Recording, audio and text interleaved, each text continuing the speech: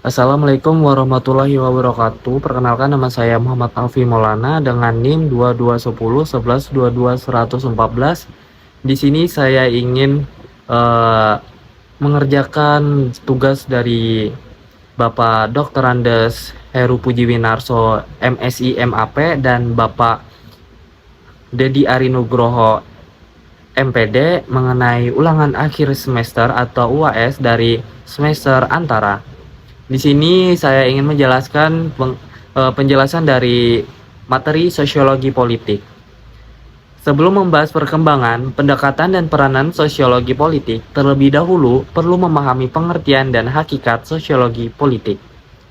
Hal ini penting agar dalam mempelajari materi selanjutnya memiliki pemahaman yang jelas mengenai apa itu sosiologi politik, apa cakupannya, dan di mana posisinya antara sosiologi politik dan ilmu politik. Apakah sebagai cabang dari sosiologi atau merupakan pokok bahasan tersendiri, terpisah dari kedua disiplin ilmu tersebut? Sosiologi politik berasal dari dua kata yang secara terpisah mempunyai arti sendiri-sendiri sebagai suatu disiplin ilmu, yaitu sosiologi dan politik. Istilah sosiologi pertama kali dimunculkan oleh Auguste Comte tahun 1798 sampai 1857. Salah seorang pendiri disiplin ilmu ini pada tahun 1839 di dalam bukunya Cours de Philosophie Positive jilid 4 de Foucault tahun 1989 halaman 1. Secara sederhana, sosiologi berarti studi tentang masyarakat dipandang dari segi tertentu. Comte dan Spencer tahun 1820 sampai 1903 yang juga seorang pendiri lainnya, Rus dan Adthorp tahun 1990, menekankan masyarakat sebagai unit dasar dari analisis sosiologis. Sementara berbagai bidang lembaga lainnya seperti keluarga dan lembaga-lembaga politik, ekonomi, dan keagamaan, dan interrelasi antara lembaga-lembaga tersebut merupakan sub-unit dari analis. Para sosiolog modern mendefinisikan sosiologi sebagai ilmu pengetahuan yang membahas kelompok-kelompok sosial dan studi mengenai interaksi-interaksi manusia dan interrelasinya. Dari sudut pandang ini, sosiologi memberikan pusat perhatian pada tingkah laku individual dan tingkah laku kolektifnya secara terpisah dari masyarakat. Karena hal ini bukan merupakan bidang kajian psikiatri dan psikologi, melainkan tingkah laku manusia dalam konteks sosial. Dari uraian di atas dapat kita ikhtisarkan beberapa pengertian sosiologi sebagai berikut. Yang pertama, ada sosiologi adalah ilmu yang mempelajari tentang masyarakat. Yang kedua, sosiologi adalah ilmu yang mempelajari tentang kelompok-kelompok sosial dalam masyarakat. Yang ketiga, sosiologi adalah ilmu yang mempelajari tingkah laku manusia, baik individu maupun kelompok, dan relasinya dengan masyarakat, atau tingkah laku manusia dalam konteks sosial. Setelah dipahami apa itu sosiologi, selanjutnya perlu dipahami apa itu politik. Banyak batasan mengenai apa itu politik. Beragamnya batasan ini sangat bergantung dari sudut pandang para pembuat batasan itu masing-masing. Para pembuat batasan hanya meneropong satu aspek atau unsur saja dari politik. Unsur itu diperlakukannya sebagai konsep pokok yang dipakainya untuk meneropong unsur-unsur lainnya. Hal ini tentu saja sangat menyulitkan kita untuk memahami apa itu politik. Namun demikian, untuk memberikan gambaran mengenai apa itu politik, berikut akan kami uraikan konsep-konsep yang mendasari perumusan atas mengenai politik.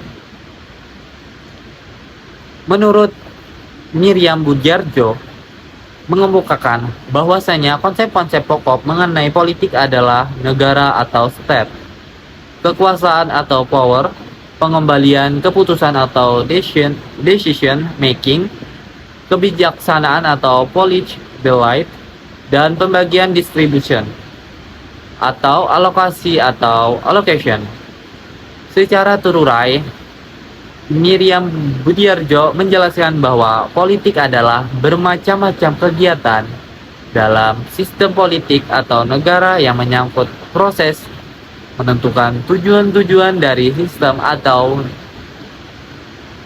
melaksanakan tujuan-tujuan itu yang di dalamnya terdapat proses pengambilan keputusan.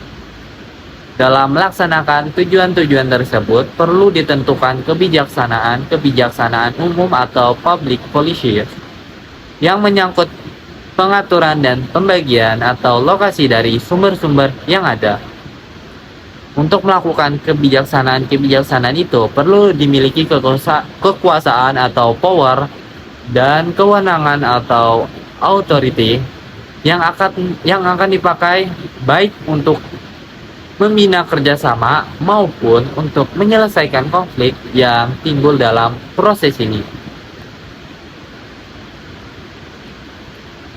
Penjelasan yang kurang lebih sama dikemukakan oleh Rush dan Althoff mengenai esensi dari politik. Menurutnya, batasan mengenai politik bermacam-macam. Politik bisa diartikan sebagai proses penyelesaian dari konflik-konflik manusia atau proses di mana masyarakat membuat keputusan-keputusan atau mengembangkan kebijakan-kebijakan tertentu, atau secara otoritatif mengalokasikan sumber-sumber dan nilai-nilai tertentu, atau berupa pelaksanaan kekuasaan yang akan berpengaruh di dalam ruang lingkup masyarakat. Namun demikian, menurut Rush dan Althoff, meskipun politik itu memiliki batasan yang bermacam-macam, akan tetapi sangat membantu apabila menganggap kekuasaan sebagai titik sentral dari studi politik.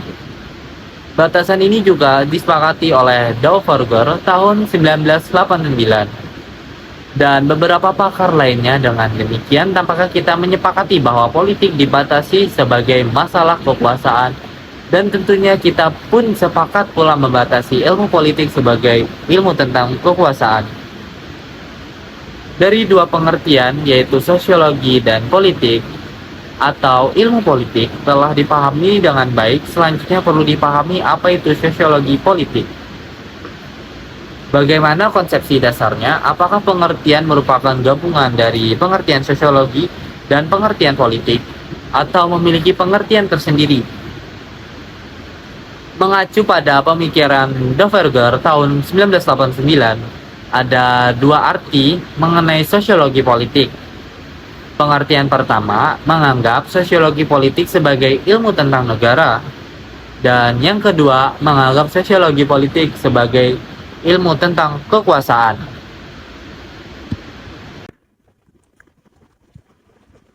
Dan sekarang kita memasuki konsep yang kedua, yaitu yang B, konsep sosiologi politik sebagai ilmu negara dan sebagai ilmu tentang kekuasaan. Konsep ini mempergunakan kata politik dalam konotasi yang biasa, yaitu yang berhubungan dengan negara. Kata negara di sini dimaksudkan untuk mengartikan kategori khusus dari kelompok-kelompok manusia atau masyarakat. Pertama, negara bangsa atau nation state.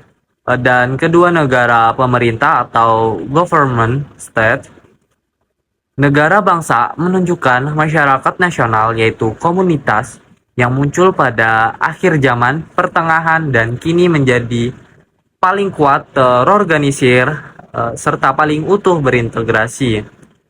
Negara pemerintah menunjukkan pada penguasa dan pemimpin dari masyarakat nasional ini. Mendefinisikan sosiologi politik sebagai ilmu negara berarti menempatkannya dalam klasifikasi ilmu-ilmu sosial yang didasarkan pada hakikat dari masyarakat-masyarakat yang dipelajari. Sosiologi politik dalam pengertian ini berbeda dari sosiologi keluarga, sosiologi kota, sosiologi agama, sosiologi etnik, atau kelompok minoritas. Konsep yang diuraikan di atas merupakan konsep tua dari sosiologi politik. Konsep lain yang lebih modern menganggap bahwa dari sosiologi politik adalah ilmu tentang kekuasaan, pemerintahan, otoritas, komando di dalam semua masyarakat manusia, bukan saja di dalam masyarakat nasional. Konsepsi ini berasal dari Leon Duguid atau ahli hukum Prancis yang dinamakan perbedaan antara yang memerintah atau government dan yang diperintah atau government. Dia percaya bahwa dalam setiap kelompok manusia dari yang terkecil sampai yang terbesar, dari yang sifatnya sementara sampai yang stabil, ada orang yang memerintah dan mereka yang diperintah. Mereka yang memberikan perintah dan mereka yang menaatinya. Mereka yang membuat keputusan dan mereka yang mematuhi keputusan tersebut. Perbedaan ini merupakan fakta politik yang fundamental yang berada dalam setiap masyarakat dan pada setiap tingkatan sosial. Pandangan ini menempatkan sosiologi politik di dalam klasifikasi yang lain dari pengertian yang pertama, yaitu yang didasarkan bukan pada hakikat masyarakat yang dipelajari, tetapi pada jenis fenomena yang ada dalam setiap masyarakat. Dengan demikian, sosiologi politik dalam pengertian ini berbeda, tetapi sejajar dengan sosiologi ekonomi, sosiologi kesenian, sosiologi agama, dan lain sebagainya. Dari sudut pandang ini, sosiologi politik diartikan sebagai ilmu tentang kekuasaan dalam masyarakat. Yang menjadi pertanyaan kemudian adalah kekuasaan dalam masyarakat yang bagaimana bisa menjadi cakupan sosiologi politik. Apa dalam setiap lapisan masyarakat atau dalam lingkup masyarakat tertentu? Menjawab pertanyaan ini, Dauverger memberikan dua penjelasan. Penjelasan pertama dilihat dari ukuran dan kompleksitas. Kelompok-kelompok sosial dan kedua dilihat dari hakikat ikatan-ikatan organ isatorisnya. Menurut Dauverger, dilihat dari ukuran atau size dan kompleksitasnya, ada dua kelompok masyarakat, yaitu kelompok elementer dan kelompok kecil dan kelompok kompleks. Kekuasaan dalam kelompok yang lebih besar inilah yang ada sangkut pautnya dengan sosiologi politik. Sedangkan pada kelompok-kelompok yang kecil menjadi wilayah kajian psikologi sosial, namun demikian pembedaan secara signifikan dianggap kurang akurat karena teramat sulit membedakan antara kelompok-kelompok elementer dan kelompok-kelompok kompleks.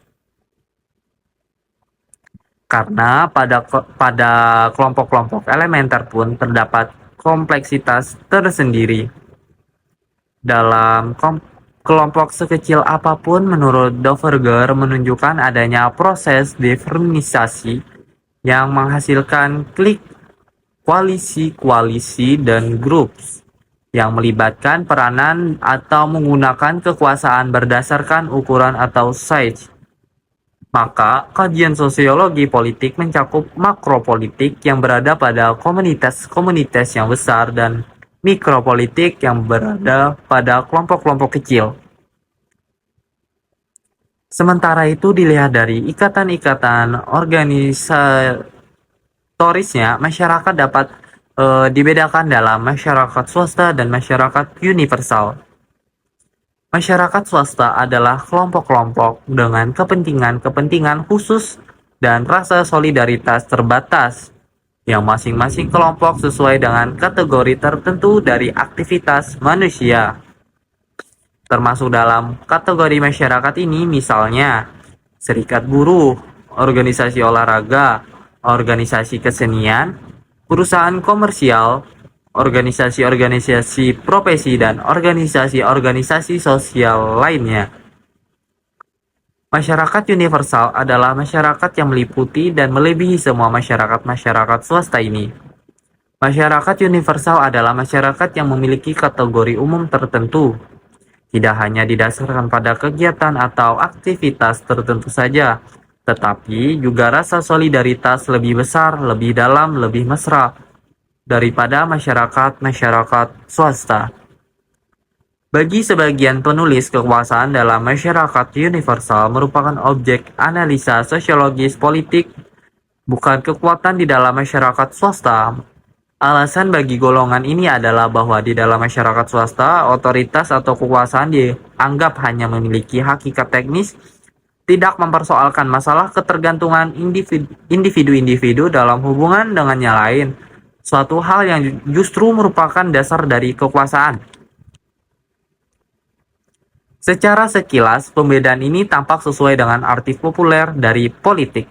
Misalnya, jika kita membicarakan pemimpin-pemimpin politik dan pemerintah, berarti membicarakan otoritas dalam masyarakat universal. Namun, jika dikaji secara mendalam, perbedaan antara masyarakat universal dan masyarakat swasta tidak bisa menjadi dasar definisi sosiologi politik.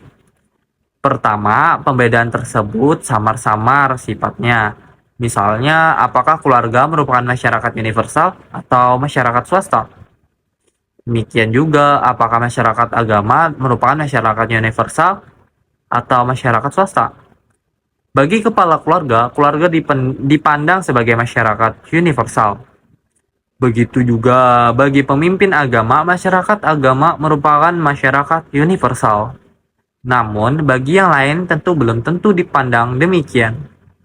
Kedua, ada dua paham mengenai masyarakat universal. Paham pertama didefinisikan oleh perasaan memiliki sense of belonging, rasa kekariban atau sense of fellowship yang mempengaruhi totalitas kegiatan manusia. Paham kedua adalah konsep lebih bersifat formal dan yuridis, yakni menganggap masyarakat universal pada masa kini sebagai nation state atau negara bangsa. Sementara pada zaman lain bisa kota, suku, dan lainnya. Jika paham kedua yang dipakai, maka akibatnya akan terjebak pada teori yang menyamakan sosiologi politik dengan negara. Masyarakat mana yang menjadi kajian sosiologi politik? Apakah masyarakat universal?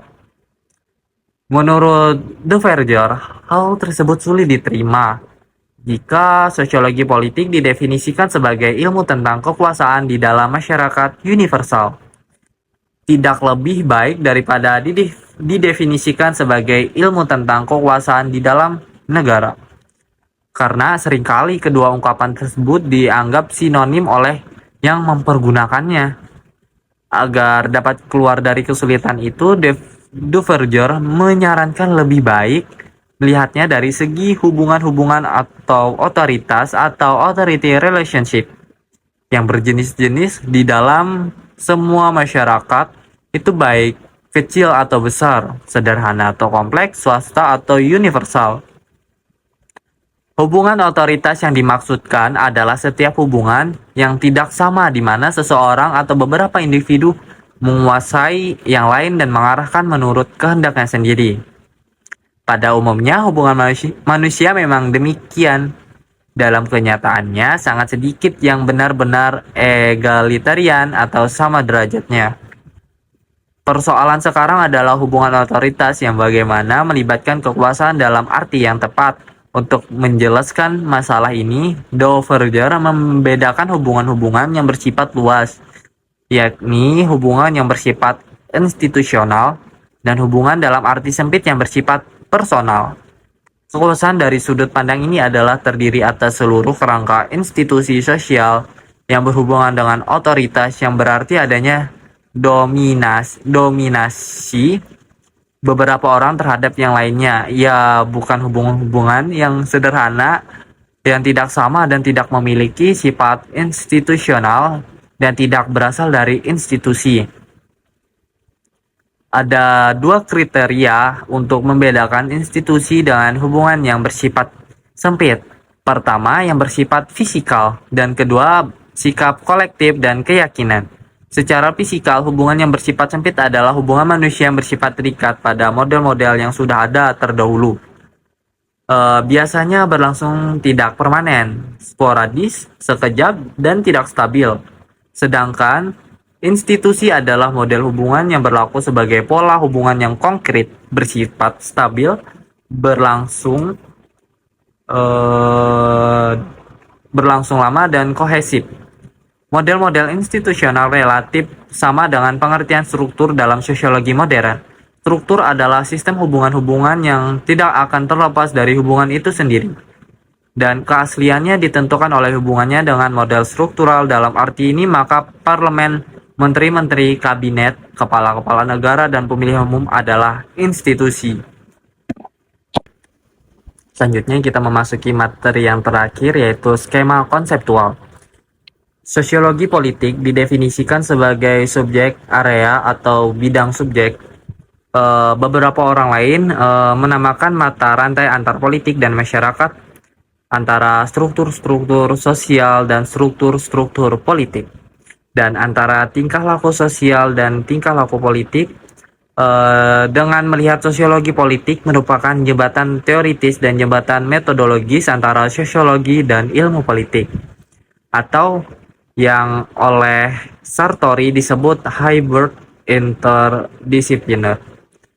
Skema konsepsi tersebut dilandaskan pada 4 konsep, yaitu sosialisasi politik, partisipasi penerimaan atau perekrutan politik, dan komunikasi politik. Semua konsep itu sifatnya interdependen, bergantung satu sama lain dan saling berpautan. Karenanya kita mendefinisikannya sebagai berikut. Mungkin yang pertama, sosialisasi politik adalah proses oleh pengaruh mana seseorang individu bisa mengenali sistem politik yang kemudian menentukan sifat persepsi-persepsinya mengenai politik serta reaksinya terhadap gejala-gejala politik. Sosialisasi politik mencakup pemeriksaan mengenai lingkungan kultural, lingkungan politik, dan lingkungan sosial dari masyarakat individu yang bersangkutan. Juga mempelajari sikap-sikap politik serta penilaiannya terhadap politik. Maka sosialisasi politik itu merupakan mata rantai paling penting di antara sistem-sistem sosial dengan sistem-sistem politik. Namun, satu sistem bisa berbeda dengan sistem lainnya. Yang kedua, partisipasi politik ialah keterlibatan individu sampai pada bermacam-macam tingkatan di dalam sistem politik. Aktivitas politik itu bisa bergerak dari ketidakterlibatan sama dengan aktivitas jabatannya. Oleh karena itu, partisipasi politik itu berbeda-beda pada satu masyarakat dengan masyarakat lainnya. Juga bisa bervariasi di dalam masyarakat-masyarakat khusus. Maka, pentinglah bagi kita untuk mempelajari konsep-konsep mengenai apa itu politik dan alienasi, serta peranan mereka dalam ketidakterlibatan dengan keterlibatan mereka yang terbatas. Yang ketiga, perekrutan politik adalah proses dengan mana individu-individu menjamin atau mendaftarkan diri untuk menduduki suatu jabatan. Perekrutan ini merupakan proses dua arah dan sifatnya bisa formal maupun tidak formal. Merupakan proses dua arah karena individu-individunya mungkin mampu mendapatkan kesempatan atau mungkin didekati oleh orang lain dan kemudian bisa menjabat di posisi-posisi tertentu. Komunikasi politik ialah proses di mana informasi politik yang relevan diteruskan dari suatu bagian sistem politik kepada bagian lainnya, dan di antara sistem-sistem sosial dengan sistem-sistem politik, kejadian tersebut merupakan proses yang berkesinambungan, melibatkan pula pertukaran informasi di antara individu-individu dengan kelompok-kelompoknya pada semua tingkat masyarakat. Memasuki bagian budaya politik. Istilah budaya atau kebudayaan berasal dari bahasa Sanskerta budaya, yang merupakan bentuk jamak dari budhi yang berarti budi atau akal. Budaya atau kebudayaan diartikan sebagai hal-hal yang berkaitan dengan budi atau akal. Dalam bahasa asing kita sering menjumpai istilah kultur yang artinya sama dengan budaya atau kebudayaan. Kultur berasal dari bahasa Latin yaitu kolera, yang artinya mengolah atau mengerjakan, yaitu mengolah tanah atau bertani. Berasal dari arti tersebut, kolore, kemudian kultur, diartikan sebagai segala daya dan kegiatan manusia untuk mengolah dan mengubah alam. Menurut Beth Taylor tahun 1971, kebudayaan adalah kompleks yang mencakup pengetahuan, kepercayaan, kesenian, moral, hukum, adat istiadat, dan lain kemampuan-kemampuan serta kebiasaan-kebiasaan yang didapatkan oleh manusia sebagai anggota masyarakat. Dengan kata lain, kebudayaan mencakup segala sesuatu yang didapatkan atau dipelajari oleh manusia sebagai anggota masyarakat. Berdasarkan batasan ini, berarti kebudayaan terdiri atas segala sesuatu yang dipelajari dari pola-pola perilaku yang normatif atau mencakup segala cara-cara atau pola-pola berpikir, merasakan atau bersikap dan bertindak. Menurut Selo Somerjan dan Sulaiman Sumardi, memberi batasan kebudayaan sebagai semua hasil karya, rasa dan cipta masyarakat. Karya masyarakat menghasilkan teknologi dan kebudayaan, kebendaan atau kebudayaan jasmaniah atau material kultur yang diperlukan oleh manusia untuk mengolah alam agar hasilnya dapat dimanfaatkan untuk kemaslahatan dan kesejahteraan masyarakat. Rasa meliputi jiwa manusia, mewujudkan segala kaidah-kaidah dan nilai-nilai sosial yang perlu untuk mengatur dan menjadi pedoman kehidupan masyarakat dalam arti luas. Sedangkan cipta adalah kemampuan mental, kemampuan berpikir manusia sebagai anggota masyarakat yang antara lain menghasilkan filsafat dan ilmu pengetahuan. Ilmu pengetahuannya dimaksud baik yang berwujud teori murni maupun yang bersifat terapan.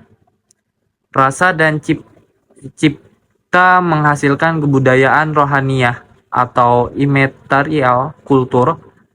Semua karya rasa dan cipta dikuasai oleh karsa, orang-orang yang menentukan kegunaannya agar sesuai dengan kepentingan sebagai besar atau seluruh masyarakat. Menganalisa lebih lanjut pemikiran di atas, Surjono Sukamto menyatakan bahwa sesungguhnya manusia sebagai individu mempunyai segi material dan spiritual dalam kehidupannya.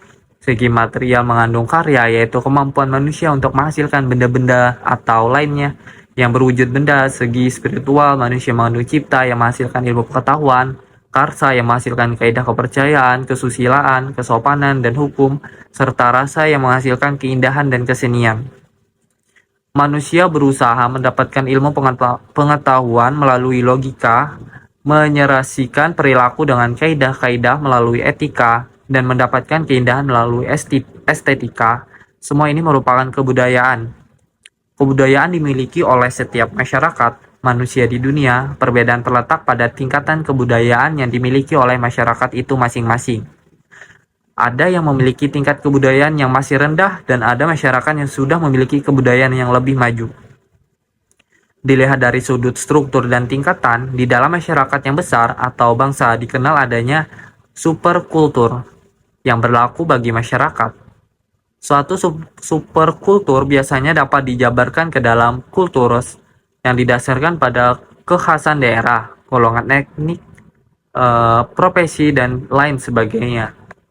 Dalam suatu kultur mungkin berkembang lagi kebudayaan-kebudayaan khususnya yang tidak bertentangan dengan kebudayaan induk, yang lazim disebut subkultur. Namun, bila kebudayaan khusus itu bertentangan dengan kebudayaan induk, maka kebudayaan khusus tersebut disebut counterkultur. Counterkultur tidak harus selalu diberi arti negatif, karena paling tidak adanya gejala tersebut memberikan petunjuk bahwa kebudayaan induk kurang dapat menyerasikan diri sendiri dengan perkembangan kebutuhan. Untuk itu, maka perlu ada upaya dari pihak penguasa untuk menyesuaikan atau menyerasikan kebudayaan induk dengan kebudayaan yang berlangsung. Mungkin demikianlah uraian di atas telah memberikan pengertian kepada kita mengenai budaya atau kebudayaan yang pokok pengertiannya diambil dari antropologi. Uraian tersebut memberikan kesimpulan bahwa secara garis besar kebudayaan meliputi pola pikir, pola sikap, dan pola tindak manusia sebagai anggota masyarakat atau meliputi karya karsa, cipta, dan rasa manusia beserta hasil-hasilnya baik bersifat material maupun imaterial. Mungkin cukup itu saja penjelasan dari saya. Wassalamualaikum warahmatullahi wabarakatuh.